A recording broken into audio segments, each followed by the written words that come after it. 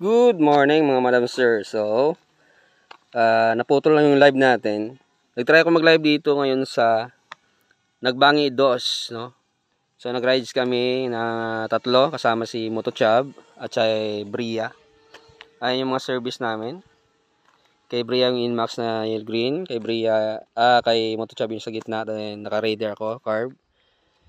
So, mayroon kasi kami nakitang video noon nung dumaan sa newsfeed ko. Nag-going viral siya yung road na to, yung Nagbangi Dos going to Kabiyawan. So maganda naman talaga yung view ng maganda naman ng mga view.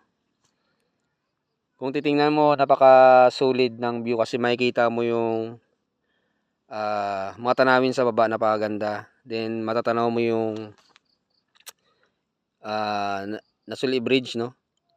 Na nakadugtong sa Nasuli papuntang Banwang Daan. Then makikita mo yung mga rice terraces dito. So kaya sinubukan namin i-ride. Galing kami doon sa baba, Kabiyawan. Inakyat namin dito hanggang Nagbangi Dos. So malapit lang naman pala siya kung sa Kabiyawan kadadaan. Pero ayon sa mga pinagtanungan natin dito sa taas, pag diniretso pa namin doon hanggang taas, papuntang Nagbangi Ono, meron pang part na hindi simentado. So siguro maputik.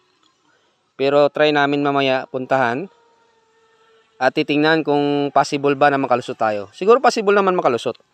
Yun nga lang, maputik yung daan. So nagaya si Bria tsaka si Motochab na mag-ride dito para ma-discover nila uli, no, at ma-vlog tong lugar na to, yung daanan na to. So abang-abang kayo sa mga YouTube channel at page ni Bria Motovlog at ni Motochab. So ako kasi madalang lang tayo nakapag-vlog. Kay Papa 30 page ko, minsan ko na lang yun na-uploadan.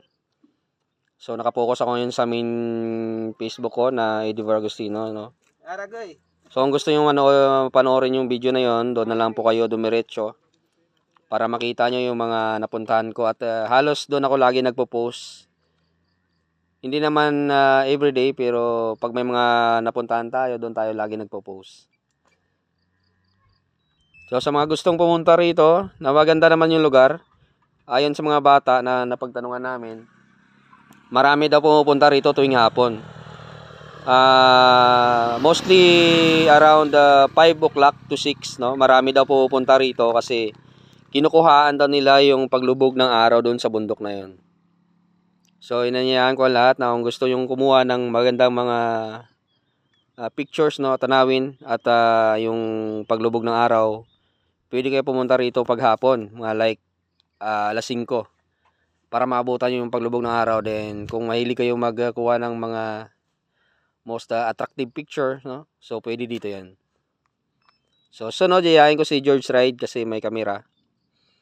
Pupunta namin ulit ito, babalikan namin siguro hapon para makapagkuha siya ng picture dito at syempre makakuha din ng picture yung mga tumatambay rito. Kasi marami daw talaga umakyat dito tuwing hapon. Yung sa part na yan na tinatayuan ni Bria at ni Motochab, dyan daw tumatambay yung mga tao tuwing hapon.